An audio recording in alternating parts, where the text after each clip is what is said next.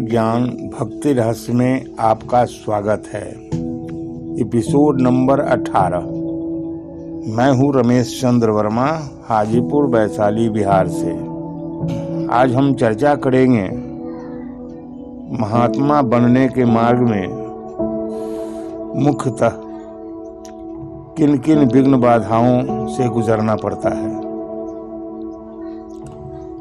ध्यान से सुनिएगा।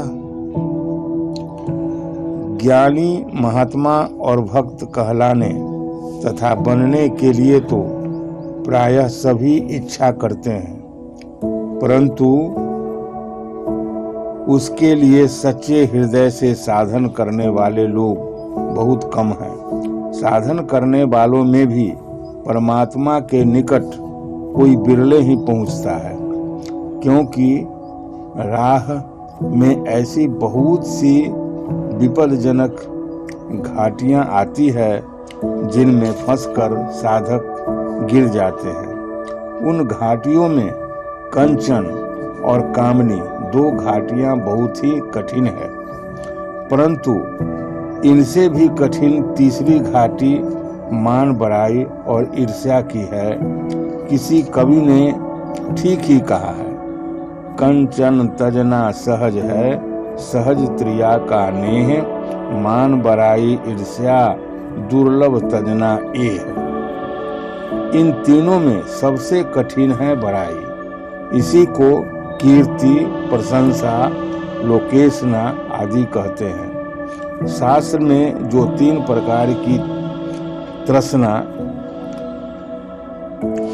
यानी उत्तृष्णा, लोकेशना और वितेशना बताई गई है, उन तीनों में लोकेशना ही सबसे बलवान है। इसी लोकेशना के लिए मनुष्य धन, धाम, पुत्र, स्त्री और प्राणों का भी त्याग करने के लिए तैयार हो जाता है।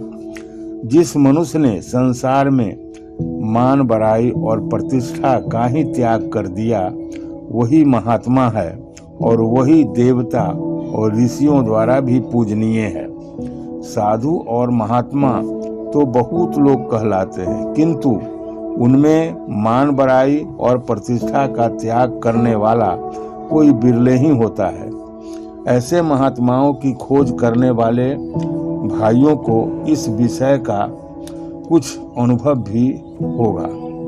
हम लोग पहले जब किसी अच्छे पुरुष का नाम सुनते हैं तो उनमें श्रद्धा होती है, पर उनके पास जाने पर जब हमें उनमें मान बड़ाई प्रतिष्ठा दिखलाई देती है, तब उन पर हमारी वैसी श्रद्धा नहीं ठहरती जैसी उनके गुण सुनने के समय हुई थी।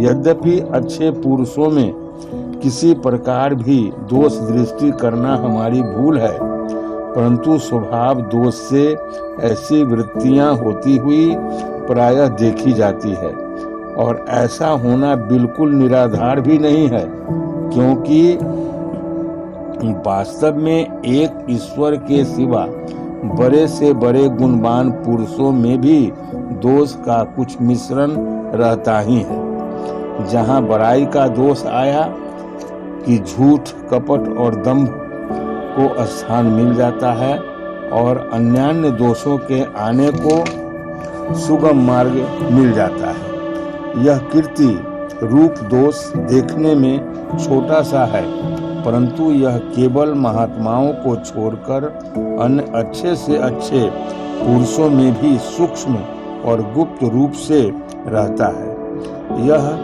साधक को साधन पथ से गिराकर उसका मूलोच्छेदन कर डालता है। आशा है यह छोटा सा वक्तव्य अच्छा लगा होगा। मेरे इस चैनल को सब्सक्राइब करना, लाइक करना, कमेंट करना और शेयर करना नहीं भूलेंगे। धन्यवाद।